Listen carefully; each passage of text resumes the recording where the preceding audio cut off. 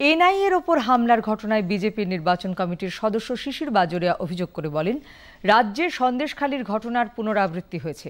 আগের বারের মতো এবারও রাজ্য পুলিশ নিষ্ক্রিয় ছিল। আবার আমাদের রাজ্যে সেন্ট্রাল এজেন্সি আক্রান্ত হয়েছে।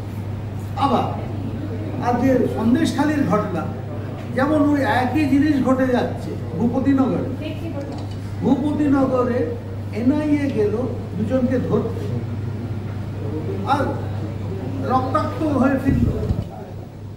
আর আরো একই জিনিস দেখা গেল পশ্চিমবঙ্গ পুলিশ কোনো হেলদোল নেই, দেখা যায়নি, পরে বেরোলো।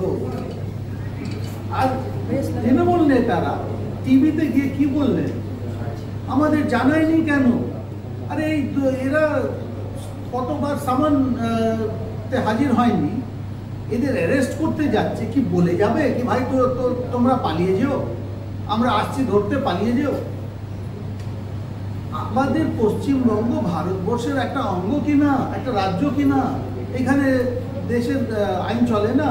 যে আমাদের যুক্তরাষ্ট্র কাঠামো এখানে চলে না? এইখানে আমাদের দাবি হচ্ছে শুধু অ্যাকশন না, কিন্তু সরাসরি এই অফিসারদের সরানো। OC Bhupatinagar police station, SDPO Contai, SP Purba Medinipur, ADG law and order আর ডিজিআইজি